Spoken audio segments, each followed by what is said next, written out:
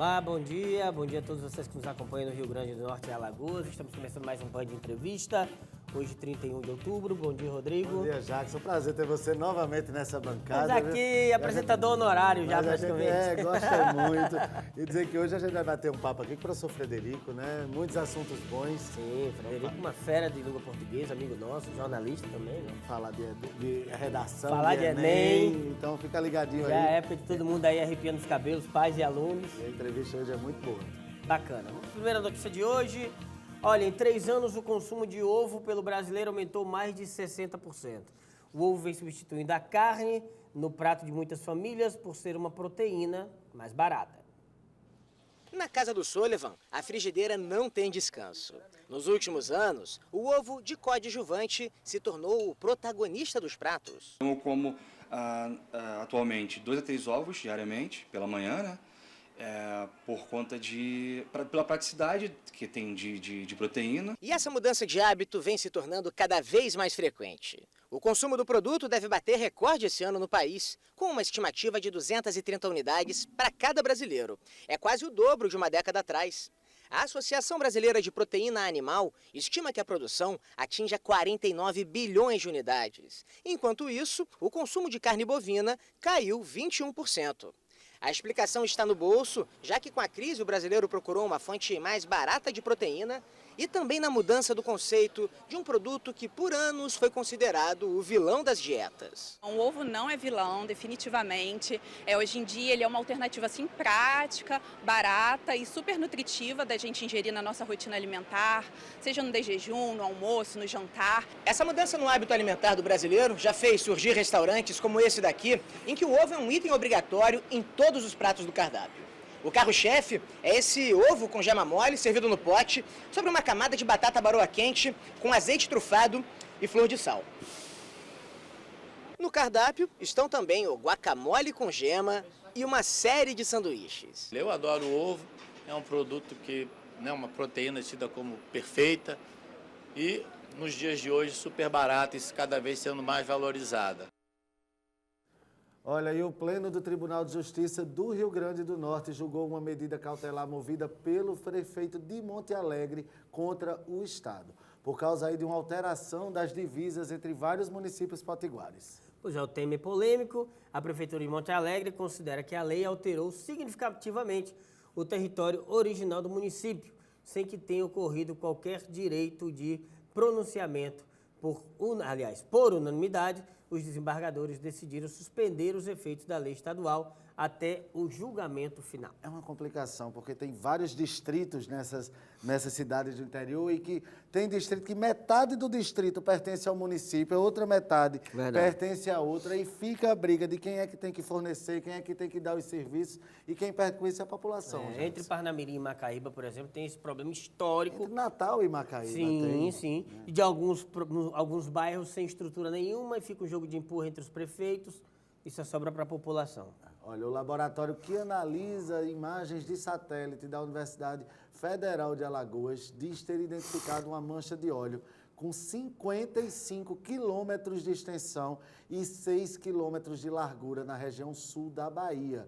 O pesquisador da UFAL, Humberto Barbosa, levantou a hipótese que a causa foi um grande vazamento em minas de petróleo, Jackson. Para o pesquisador, a mancha mostra que a origem do vazamento pode estar ocorrendo abaixo da superfície do mar. A Marinha nega a relação entre as imagens e o petróleo nas praias nordestinas. Essa negada, eu não sei se é bom ou é ruim, porque significa que é mais um, então. Pois é, ou então se não é, qual é?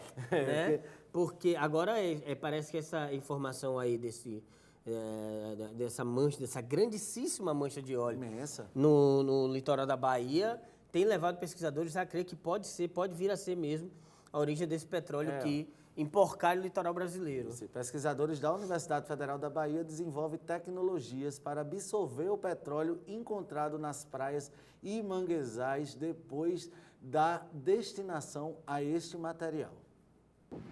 As manchas de óleo voltaram a aparecer em Ilhéus, um dos destinos turísticos mais procurados no sul da Bahia. Elas também chegaram a outras 3 cidades do estado e em Goiânia, na região metropolitana de Recife.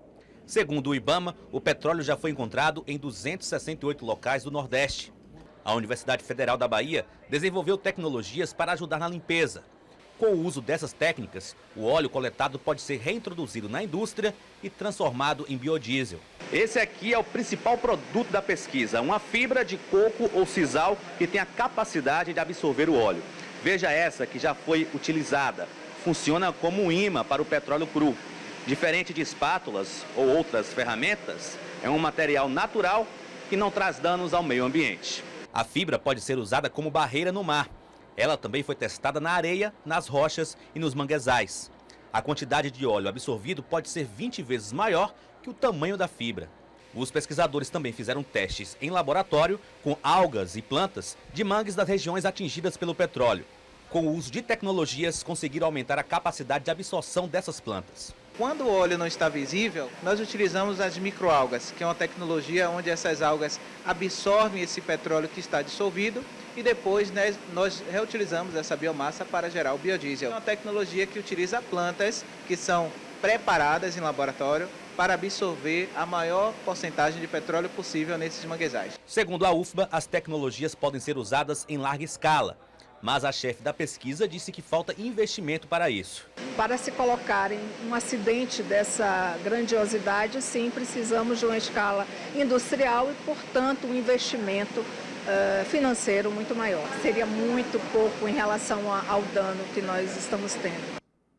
É pouco, se investe e eu acho que tem que se investir também em como solucionar o grande problema que está se causando a economia do país com essa questão dessas manchas de óleo, viu, Jadson? Pois é, e parece uma ironia muito grande que desse problema que vem sendo, como você bem disse, o grande problema da economia brasileira, do turismo brasileiro, do meio ambiente brasileiro, parece uma ironia muito grande que uma das grandes soluções parte exatamente de uma universidade pública, né? Parece um tapa na cara, que viva a universidade pública brasileira, não só no que diz respeito a essa fibra de coco que serve para a coleta do óleo, como a Universidade de Alagoas, que descobriu essa mancha lá no interior, perto de Abrolhos, ali, o sul do litoral baiano, que pode vir a ser o vazamento desse óleo. Então, essa é a Universidade Pública Brasileira. E é a universidade que tem sofrido aí com muito contingenciamento do governo federal, principalmente porque o contingenciamento atinge justamente a pesquisa e a extensão.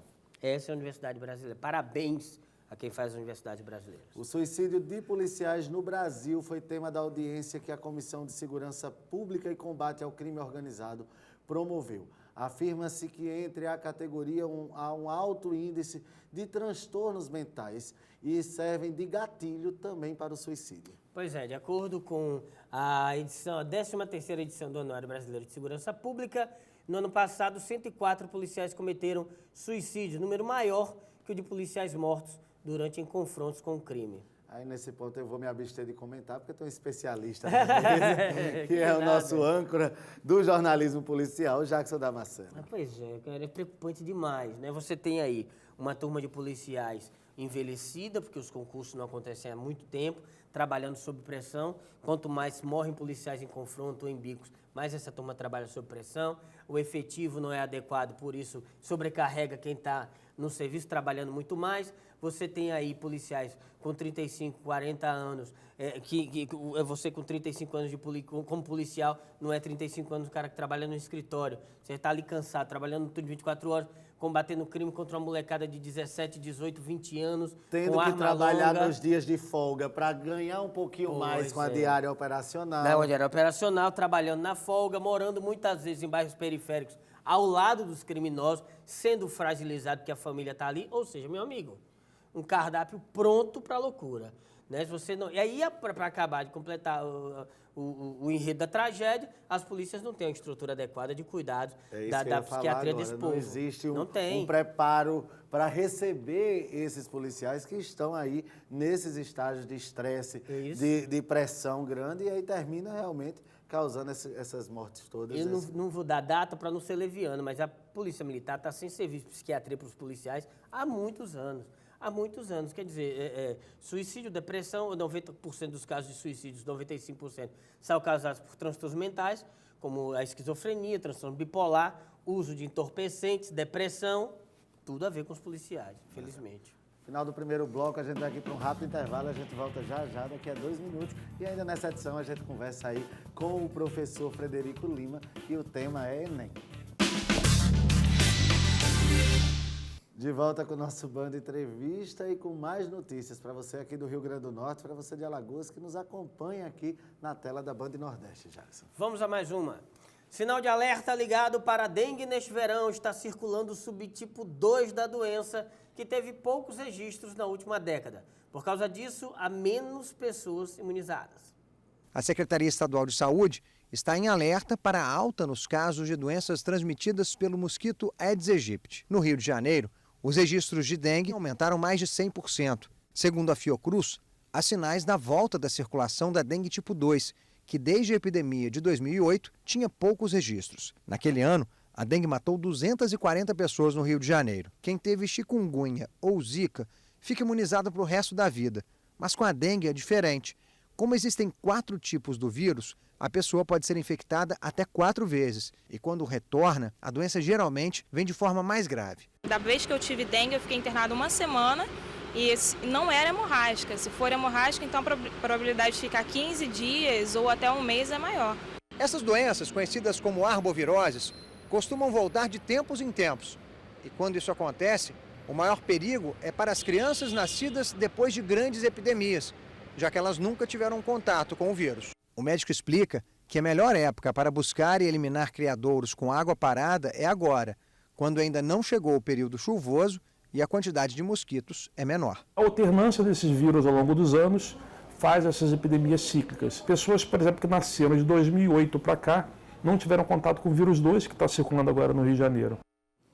Mais uma vez a gente reafirma aqui o compromisso que a população também tem que ter no combate a esse mosquito, porque a população é peça-chave, viu? Verdade, todos temos responsabilidades. A gente aqui é especialista em criticar, meter o pau, reclamar quando o governo não faz a sua parte, mas a gente que é povo também tem, né, Rodrigo? É, tem que fazer, tem que... é o quê? É só... Não deixar água parada. Veio a garrafa, o vaso de planta. Todo mundo já sabe a caixa d'água fechada. É só fazer. Sabe de qual e não faz. É, exatamente. Pior é isso. Olha aí, o trecho da BR-101 aqui no Rio Grande do Norte se chamará Donivaldo Monte. A proposta é do deputado federal Rafael Mota e foi aprovada ontem na Comissão de Viação e Transporte da Câmara dos Deputados. O projeto de lei ainda será votado na Comissão de Cultura e na Comissão de Constituição, Justiça e Cidadania. Donivaldo Monte, como todos sabemos, se dedicou às atividades que ultrapassavam os limites de sua carreira eclesiástica. O padre Potiguar dedicou grande parte da vida à educação, ele que escreveu mais de 20 livros e ocupou uma cadeira na Academia Norte-Rio-Grandense de Letras. Justa homenagem aí que o deputado Rafael Mota faz a Donivaldo, né? É, Donivaldo que é injustiçado, né? Ele mereceria ser nome de vários outros monumentos. A gente deveria lembrar e pensar muito mais em Donivaldo. Justiça aí, parabéns, deputado Rafael Mota. O Rio Grande do Norte é o único estado do Nordeste que possui um centro fixo para atender animais contaminados por óleo. O projeto Cetáceos da Costa Branca, ligado à Universidade Estadual do Rio Grande do Norte, permite o resgate e a reabilitação de alguns. Outros estados já estão sendo beneficiados com a existência do projeto aqui no Rio Grande do Norte. O Cetáceos da Costa Branca é um projeto institucional ligado à Universidade Estadual do Rio Grande do Norte e que tem como objetivo, desde sua criação em 1998, resgatar e reabilitar animais marinhos. Desde 2013, a equipe do projeto vem se capacitando para atender animais marinhos contaminados por óleo. O ponto de partida foi a nossa preocupação com a presença de atividades de exploração e produção de petróleo e gás na região, aqui no Rio Grande do Norte, e por trabalharmos com animais marinhos, um eventual vazamento de óleo com contaminação de fauna, nós percebemos a ausência de equipe treinada, de equipe capacitada, habilitada para atuar com o resgate desse grupo específico de animais. A série de capacitações fez do projeto Cetáceos o único centro fixo do Nordeste apto para trabalhar com despetrolização de animais marinhos. Com o desastre ambiental que afeta o litoral nordestino, o grupo passou a treinar profissionais de outros estados. Nós iniciamos um treinamento por demanda virtual, com algumas instituições entre Ceará, Piauí e Maranhão, e depois fizemos um treinamento presencial com equipes que estavam atuando entre Paraíba, Pernambuco e Alagoas. Além desta unidade em Natal, o projeto Cetáceos da Costa Branca, ligado ao ERN, possui outras 4 bases espalhadas pelo estado, nos municípios de Guamaré, São Miguel do Gostoso, Areia Branca e Mossoró. A localização das bases e o protocolo de atendimento dos profissionais foram determinantes para salvar, por exemplo, a tartaruga oliva encontrada no dia 23 de setembro na Praia da Redinha, em Natal. A agilidade, a velocidade de resposta, ela está diretamente associada com a disponibilidade de recursos. Hoje, inclusive, nós estamos com uma dificuldade financeira muito grande, porque os recursos que nós temos disponíveis eram para atuar de uma maneira pontual. Ao todo, 104 animais já foram atingidos pelas manchas de óleo no Nordeste. Desse total, apenas 26 estão vivos ou supostamente vivos, já que alguns foram devolvidos ao mar pela população sem o tratamento necessário para a sobrevivência. Olha, Jackson, a gente falou aqui das universidades federais, mas agora mérito da Universidade Estadual do Rio Grande do Norte, que tem esse projeto aí pioneiro de resgate dos animais que foram aí melados de piche, de óleo, e que danifica a fauna e muito, prejudica muito, e que mérito da nossa Universidade Estadual aqui, né? Verdade. Além de ser mérito da nossa universidade, a gente estava falando de federal, mas elas têm algo em comum, a universidade pública, né? A gente tem que valorizar a universidade pública. A universidade pública é muito mais do que as pessoas pensam. A universidade pública é muito mais do que se conhece. A universidade pública tem gente que nunca entrou lá e fala um monte de bobagem. Que não sabe nem o que é para estar falando. E nunca pisou porque não quis. Você não precisa ser aluno. A Universidade Federal ela é encorpada na nossa comunidade. Dá uma passada lá dentro que você vai ver que se comete um monte de besteira. Vamos lá, cobrança da tarifa com valor diferente. De acordo com a forma de pagamento para os passageiros do transporte público de Natal, está suspensa por decisão judicial. A suspensão atende pedido formulado pela Defensoria Pública do Estado. Com a decisão, a tarifa inteira só poderá ser cobrada no valor de R$ 3,90, seja para pagamento espécie ou lá pelo meio do cartão eletrônico, através do processo. A tarifa social em feriados também é estabelecida, independentemente da forma de pagamento. Pois é, muita gente... isso acontece porque estava se cobrando um preço para quem estava pagando dinheiro, um preço para quem estava pagando cartão, ou no dia da tarifa social, que a prefeitura cobra metade, só estava pagando a metade quem pagava pelo cartão. Na verdade, pagava em espécie, pagava inteiro. Foi uma decisão do Conselho de Transporte, Jackson, naquela questão do reajuste. Uns queriam ir para R$ 3,90, outros queriam ir para R$ 4,00 e ficou essa variação. Esse arranjo para poder... E que, na verdade, você não pode, porque é um produto só. É um produto ilegal, e tudo é à vista. Pois é. E aí ficou esse imbróglio dessa paga como, e agora a justiça aí garantiu e todo mundo tem que pagar em dinheiro. Todo mundo tem que pagar em dinheiro, R$ 3,90. E 50% também E nas tarifas sociais. Já que está sendo um prazer mais uma vez, né? Mas vamos um rápido intervalozinho. Porque daqui a pouco tem o professor Frederico Lima e a gente vai falar de Enem. Enem, redação, língua portuguesa, então não sai daí, que o Band Entrevista continua com muita coisa boa para você. De volta com o nosso Band Entrevista, recebendo aqui nos estúdios o professor Frederico Lima, e o assunto é Enem e redação. Seja muito bem-vindo aqui ao nosso programa, professor. Muito obrigado, Rodrigo. Muito obrigado, Jackson. Bom dia, telespectadores do Rio Grande do Norte e de Alagoas. Estamos juntos aqui para falar sobre o Enem. Muito bem. Falar sobre o Enem, mas eu quero fazer uma denúncia logo no início. Primeiro agradecer. Foi seu professor, né? Não, a gente fez faculdade junto. Foi? Então muita história. Faculdade de jornalismo juntos. Eu era uma criança quando entrei na faculdade. O professor Frederico já ia no terceiro período, porque essa é a revelação que eu ia fazer. Primeiro, que é uma alegria muito grande estar aqui contigo depois de tanto tempo. Muito obrigado. Entrevistando. Segundo, que eu queria denunciar que esse homem foi o protagonista do trote da minha turma, Rodrigo. Olha aí. Mas era o trote do bem, né, professor? Pegaram leve. Era o trote do bem. Foi divertido. Tudo permitido, tudo lícito. Não, claro, eles consultavam quem é que queria apanhar ou não na época. Não, mas foi muito divertido, principalmente para a turma deles. E você tinha o direito de E eu guardei essa mágoa esses anos todos. E agora vai descontar aqui. Grande Frederico. Parabéns, viu, pelo trabalho que se desenvolve aí. A gente se distancia com corre-corre, cada um na sua área, mas tá aqui um fã que sempre vê aí seu trabalho e arrebentando aí nos cursinhos de português. A recíproca é verdadeira, eu acompanho muito seu trabalho, acompanho o trabalho de Rodrigo também, da Band em geral, e enquanto telespectador e ouvinte, estou muito satisfeito com as repercussões que existem, né? Daquelas reflexões que vocês fazem com relação às problemáticas sociais, o que se encaixa muito ao Exame Nacional de Ensino Médio. Ô, Frederico, deixa eu te perguntar, antes da gente falar todo mundo quer saber, né? E vocês fazem as previsões dos temas que devem cair. A gente que é da área, o Rodrigo, eu, você também, a gente tem uma facilidade inata de escrever, é uma coisa meio que intuitiva, natural, e muitas vezes para a gente é até difícil entender porque que as pessoas não são boas em português. É difícil sair dessa bolha, mas quando a gente sai, a gente enxerga que a grande parte da população tem uma dificuldade muito grande na feitura da redação. A quem você acredita isso? Por que se tem... tudo bem que para a gente é intuitivo, mas para quem não é, por que é tão difícil? E por que no Brasil existe uma dificuldade tão grande dos alunos aprenderem a fazer uma boa redação?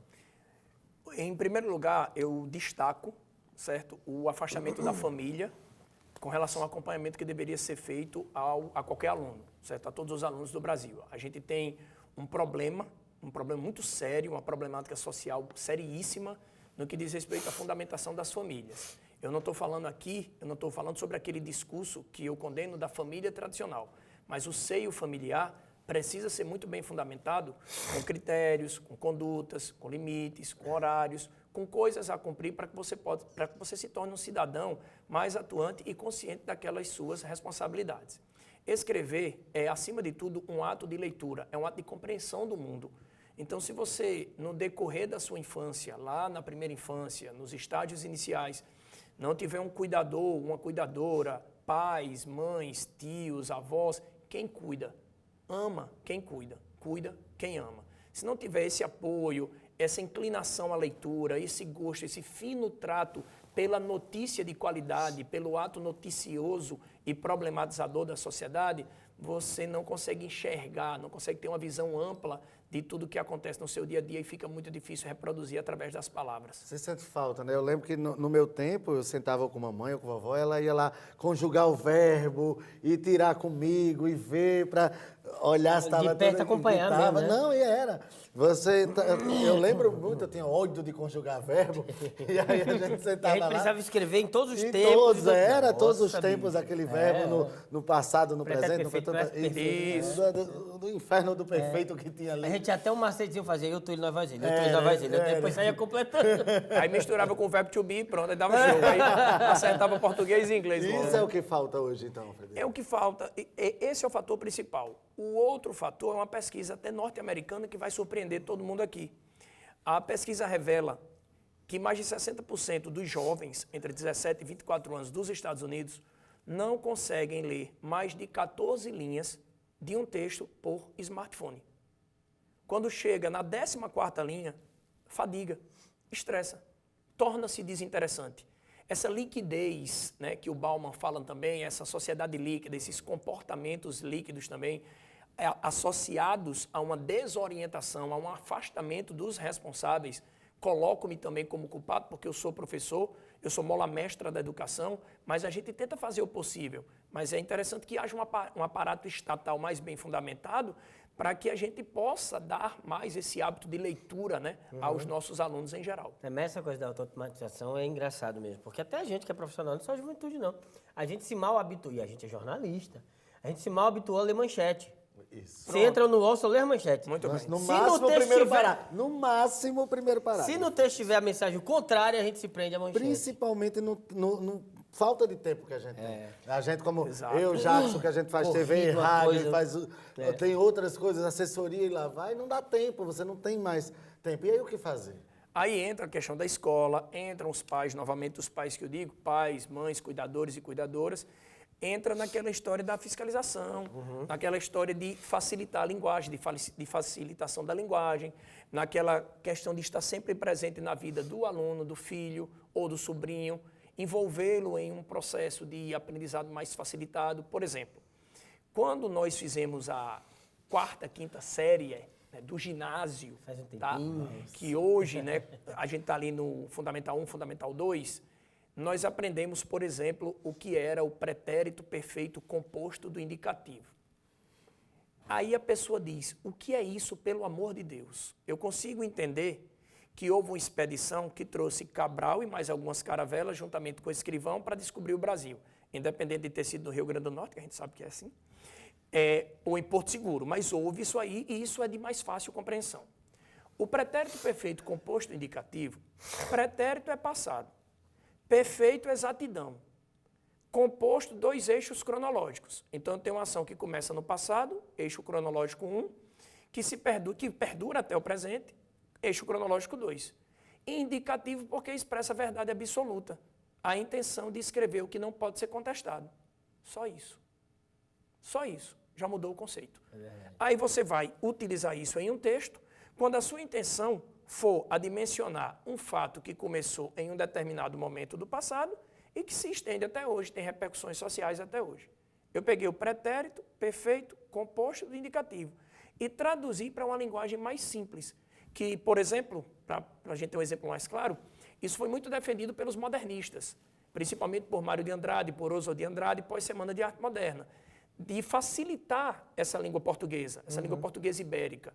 Nós falamos um português ibérico, tá? E nos orgulhamos muito disso, mas isso distancia a verdadeira essência da língua portuguesa popular das classes que precisam de um maior poder de comunicação para se afirmar. Professor Frederico, e as constantes reformas que se tem da ortografia da língua portuguesa, isso também atrapalha? Atrapalha por um lado, porque se você analisar direitinho, nós tivemos há muito tempo um pacto colonial, a época do absolutismo monárquico, faz tempo, né? E se você analisar com frieza, nós ainda seguimos um parâmetro português ibérico para escrever. É importante porque qualquer pessoa que estiver em um país de língua portuguesa vai poder se comunicar na escrita de maneira muito, muito, muito semelhante. Mas, em compensação, nós ainda continuamos seguindo um parâmetro determinado pelo português ibérico. E cadê a língua brasileira? Cadê a língua de Oswald de Andrade, de Mário de Andrade, de Anita Malfatti? Cadê essa língua que foi plantada lá na primeira geração do romantismo, certo? Com a geração indigenista, a geração indianista, a geração que defendia, né, aquele nacionalismo linguístico brasileiro. Cadê? Até porque a língua obedece perdão, a gramática obedece à língua, né? Ela é em função do que se fala, né? Então a gente percebe que existe uma dificuldade de se mudar isso no Brasil, de que se a gramática esteja a serviço do que se fala no país, e não que a gente aprenda um monte de regra. Eu me lembro que, exemplificando isso que você falou, a primeira vez que eu tive contato com o fenômeno da crase, né, e aí passam todos os casos em que você usa o acento grave e os casos das exceções, e a gente aprende a decorar aquilo. Tudo bem, ensina essa regra inicial. Mas aí se concentra na regra, não se coloca acento grave antes de ser masculino. Você não se coloca antes de número. Você decora mais do que aprende. E esquece de ensinar que é a preposição mais o artigo e só. Se você aprendeu o A mais o A, você não precisa decorar mais regra nenhuma. Exatamente. E se torna aí se torna intuitivo. Frederico, uma outra coisa que eu sempre tive dúvida e fascínio pelo trabalho de vocês é que nos tempos de sufoco das vacas magras, eu fui ensinar português. Clandestinamente e muito leigamente e pessimamente. Mas eu precisava trabalhar. Minha esposa estava grávida. Deste choro. aí, tudo bem. E eu me prendi às coisas gramaticais e tal, o verbo, tudo bacana, tudo isso você consegue, passa, tenta ensinar para depois passar as regras, mas uma coisa que me fascinava e a tua especialidade. Como é que se ensina alguém a escrever? Né? Como é que, principalmente, você tem 1 ano ou menos que isso para fazer isso. Você pega um cara que tem a dificuldade, ora, se a gente tem a dificuldade de concatenar ideias, palavras simples e fazer aquele cara passar no Enem. Vou refazer só para exemplificar mais para o público. Como é que você consegue unir essa filosofia bacana e idealista que você prega e no idealista no melhor dos sentidos, de aprender a ler, de aprender a ser cidadão consciente, de ter relação, de entender o seu mundo para escrever com a parte prática. Ele tem que escrever, ele tem que fazer aqueles parar, ele tem que passar no Enem. Como é que você consegue juntar tudo isso? Primeiramente, o princípio de autonomia. O aluno, independente do que ele viva em ambiente familiar, ele precisa de um princípio de autonomia em sala de aula. E esse princípio de autonomia está associado às regras dos concursos os quais ele vai prestar. Como o nosso aluno vai visar ao Enem agora, né, ele tem que se ater às regras do Enem. Então, o Enem é dividido por competências, né? São 5 competências para a prova de redação, por exemplo, que é a prova que tem uma demanda maior, já que você precisa escrever pelo menos 60 linhas. 30 para o rascunho e 30 para a folha definitiva. Então, nós dividimos por competência. A primeira competência é a competência da gramática. Por exemplo, é muito mais interessante você aprender regência primeiro, o comportamento do verbo. Por exemplo, o que é regência verbal? A gente se acostumou com o período regencial no Brasil. Quem eram os regentes? Eram aqueles que mandavam. Então, regência verbal é o verbo que comanda. Esse verbo que comanda vai ceder uma preposição. E vai ter o termo regido, que é o substantivo que vai ceder um artigo. É facilitar essa gramaticalização para que ele entenda que ele não está sendo açoitado, achincalhado ou acossado. Ele está sendo estimulado a produzir um parâmetro da língua, que é a língua materna dele. Então, o primeiro ponto é a competência 1, que é a competência da gramática. Facilitar a gramática, ter a gramática como um objeto facilitador. Competência 2, obediência à estrutura solicitada. Nós, jornalistas, a minha primeira formação é de jornalista, posso falar, não tenho tanta propriedade, mas nós sabemos o que é seguir um gênero solicitado. Nós sabemos o que é uma crônica, o que é um conto, o que é um artigo de opinião. No caso do Enem, tem que obedecer às regras da dissertação argumentativa. Partindo para a competência 3, argumentação por imprevisibilidade, inusitabilidade, criatividade e princípio da inventividade.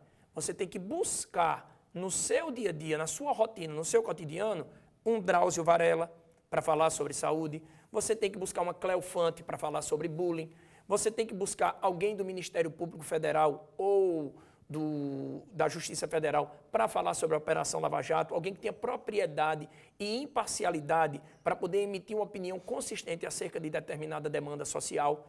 Então, através de vídeos, através de debates, através de convidados, através de leituras incessantes e metódicas, com livros muito bem direcionados, através de pesquisas, certo? Que a gente consegue fazer, discussões na universidade, a gente consegue levar para o aluno aquilo que é mais importante para que ele possa desenvolver o raciocínio. Professor Frederico, e o tema? O tema acho que é o que dá mais medo, é o que tem mais receio. Como estudar um tema se você não tem nem ideia do que é que pode quando está ali, quando você abre aquele envelope? Não, e outra, e na realidade que o Brasil está vivendo hoje. Exatamente. Tá Enlouquecer qualquer um. Exatamente. Só complementando, a competência 4 é a competência dos articuladores coesivos. A gente sabe que não tem condições de escrever um texto de forma concatenada, sem sob essa ótica, nesse sentido, enquanto no Brasil é assim, assim, assado, no Chile é assim, assim, assado, relação de comparação, já conta também. E a competência 5 é uma competência de retomada, posicionamento de conclusão e proposta de intervenção social. Quando você convoca um agente, certo? Para que ele possa resolver a problemática que você levantou nos parágrafos de discussão social. Termine. Certo? Então, esse é o objeto que deve ser preparado para que esse aluno se sinta estimulado a escrever. Uhum. Ô, Rodrigo, antes da gente perguntar o tema, só tem uma coisa dentro disso que me fascina. E, claro, é uma pergunta, é porque eu quero que você fale disso. Uhum. E funciona, professor? Tipo, você vê mesmo uma menina que chega sem saber nada e quando vem vai bacana para Enem, funciona. Rapaz, nós temos um caso, eu não posso citar nomes, obviamente, jamais cito. Nós temos um caso de uma aluna que chegou em janeiro com a nota 480, a nota do Enem é 1000.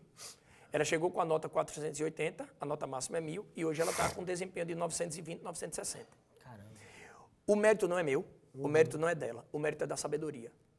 De alguma maneira, consciente ou inconscientemente, família, não família tradicional, eu condeno esse nome, certo? Família, cuidadores, cuidadoras, professores, escola, o espaço, o ambiente, criou nessa pessoa uma condição de busca pela sabedoria. A chance de ela abrir a prova e ver um tema que ela leu substancialmente, que ela escreveu até sobre, é muito grande. Pelo volume que a gente faz durante o ano, pelas dinâmicas sociais que a gente vai apresentando em sala de aula. Isso aliado às 5 competências, aí fica mais fácil para quem estuda. Agora tem que ter foco, tem que ter determinação. Quantas e quantas redações ela teve que refazer. A gente usa um processo chamado refacção. A pessoa faz a redação, como ela bem entender, depois nós fazemos uma avaliação das 5 competências e demonstramos os equívocos. Eu não gosto da palavra erro, eu não gosto da palavra punição, eu abomino tudo isso. A gente mostra os equívocos, porque inclusive nós, jornalistas, erramos, porque somos seres humanos. Todos os dias. Mostramos os equívocos, sabemos que tem um edital que rege, então não pode cometer determinados equívocos. E ela teve paciência para refazer pelo menos 40 redações esse ano. Professor, estamos chegando no finalzinho do programa. Eu queria que o senhor abordasse essa questão do tema da redação, que é uma coisa que eu tenho certeza que o telespectador está aí querendo saber. Vamos inclinar a nossa cabeça para ler nessa reta final algumas coisas interessantes, porque para acertar o tema é muito complicado e exige uma responsabilidade que eu não gosto de assumir, muitos professores também não gostam. Agora, o eixo da educação, certo? O eixo do resgate da família, certo? Essa questão da educação em si, a educação em tempo integral, a educação à distância. Até porque, Frederico, fica uma coisa meio boba tentar acertar o tema. Exatamente. Mas será que é tão importante acertar, ou você trabalhar do jeito que você faz, para seja lá qual for o tema, ele esteja preparado? Exatamente. Dominando as 5 competências e tendo aquele preparo da família, da escola. Mas também precisa se atualizar. Tem que se atualizar todo dia. Leitura incessante e metódica, não pode parar. Incessante porque não para, metódica porque é meticulosa. Então, dessa forma, educação, aí entra a questão da violência urbana também, os impactos da violência urbana para a economia, porque hoje se discute uma coisa muito interessante, é uma coisa que aproxima esquerda e direita. Eu também não gosto do viés ideológico, mas às vezes a gente precisa falar. Há uma coisa no mundo, é um fenômeno mundial que aproxima direita e esquerda. A direita entendeu, o capitalismo voraz e competitivo entendeu que não dá mais para vender, para comercializar, certo? Apenas explorando a periferia, o mais periférico, o mais pobre. Não é que o capitalismo esteja adquirindo pena ou esteja arrependido com relação ao mais necessitado. Não é um altruísmo. não é o altruísmo, É porque está perdendo grana.